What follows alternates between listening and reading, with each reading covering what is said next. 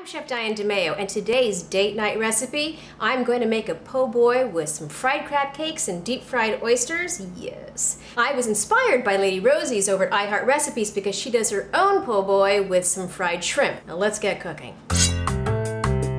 We have our delicious hero bread, very fresh and nice. I have some already shucked oysters, and if you want to learn how to shuck some oysters, check out the bootleg tips on how to shuck oysters. An egg wash, which is 1 egg with some water, an egg, some mayonnaise, fresh crab meat that I plucked out of those shells for hours upon hours upon hours. I have flour, panko, a little bit of Old Bay seasoning, and my sandwich garnishes. The first thing that I'm going to do is get my crab cakes going, because generally speaking you want to let your crab cakes rest for about 30 minutes prior to getting them into that frying pan. So what I have the 1 egg. I'm going in with about 1 tablespoon of mayonnaise and about a handful for me, small hands, of panko, which translates into maybe 2 to 3 tablespoons. Mix it all together. I'm going to give it a nice dash of some Old Bay seasoning, and if you don't have this on hand, use a little paprika, some seasoning salt, or just don't use it at all. I like it. I like the taste. In it goes. Mix it together.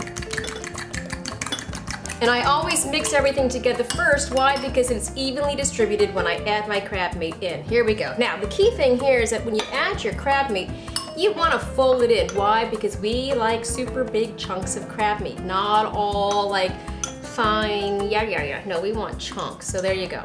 There it is. Here, okay. Fold it in, and a fold is just flipping it over. Look at that, nice and creamy. This is what's gonna bind my crab cakes together. And then I'm gonna roll them. My gloves. I just love putting these on. And I'm gonna take this into a nice little ball. And once I let it rest for about 30 minutes, these crab cakes will firm up and take a great shape. Oh, they already got a great shape. They will firm up and be easy to fry. So I'm going to go ahead and do all of them.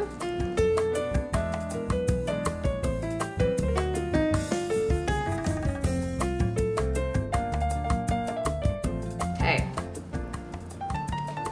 Those bad boys done. And into the refrigerator they go. Now, we have our oysters. Using the same flour, that's fine. We have my egg wash, flour, and panko. In go my oysters. Get a nice coating on that. Then dip it into my egg wash and straight into my panko. And repeat till done. In, around, out. Now, if you don't want to shuck the oysters, but I recommend that you do, you can always buy a jar of oysters and remove the liquid from it, rinse them off so they're not so salty, and you can have them. It'll be the same, because fried oysters are super tasty. Alright, and there it is. Panko crusted oysters ready for the fryer. And I will be right back. Now, one of the key things to frying anything is having the perfect frying temperature, which means in and around 370, 375. Anything lower, what happens is it becomes a soggy mush and takes too long to cook. Anything higher, the outside burns and the inside is not done. Now, if you don't have a thermometer, one of the best ways that I've learned, an old trick in Asian world, or for me anyways, is you take a wooden chopstick and you insert it into the oil. Now, if bubbles start to gather around it, as you see is happening, that means your oil is ready. Now, I'm going to put in my crab cakes first because they took a little longer to cook than the actual oysters, and we're using the same oil. I'm just using regular canola oil. And once I flip these bad boys over, then I'm going to go ahead and add my oysters. One thing I want to say is that generally, I at home will always make sure that my oil will reach halfway up whatever food I'm frying, because that way it will cook it evenly when I flip it. For this, I would say for frying it, maybe 3 minutes on each side. Nice and golden brown. And in go my oysters.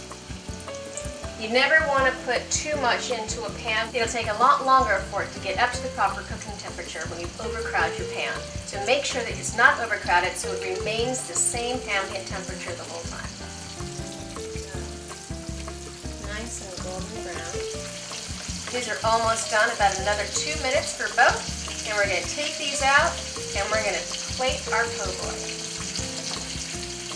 I'm out of the fryer, back to the table, and we're gonna make ourselves a po' boy. Now I call this a board sandwich. Why? Because I'm doing it directly on my cutting board, and we're gonna leave it there because it's gonna taste just as good. So,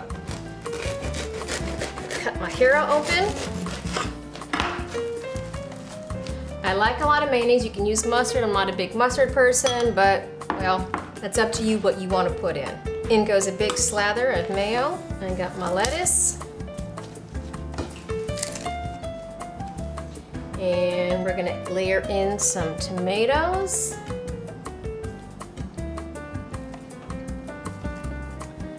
Oh, yes. This is a sandwich. Okay, then we're gonna top it off with some delicious crispy oysters. Holy heckina! We're gonna top it off with a little bit of mayonnaise on here.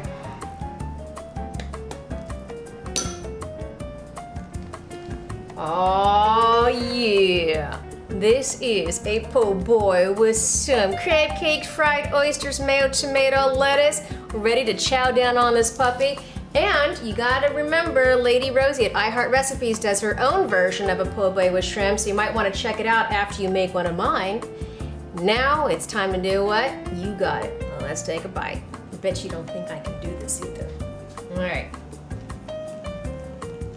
I'm not gonna wimp out for the heckin' proper way. Give it a good little smashy poo.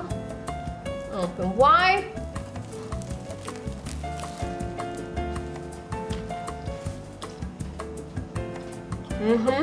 That is a bad mama jamma sandwich. I'm sorry. One more bite of this delicious oyster. Okay. Panko extra crispy.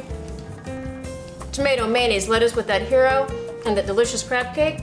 This sandwich was amazing, and I bet you're gonna think so also. And remember, you don't have to use the same mayonnaise that I did. You can go to Bootleg Tips and check out my flavored mayonnaise, sriracha mayo, and make any type of mayo that you want to. And I will see you next week with another super tasty date night dish.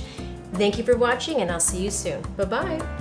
Hello, I am Chef Diane DeMayo, and welcome to Bootleg Tips. Today we are going to learn how to shuck an oyster. Let me tell you something, these bad boys are some aphrodisiac.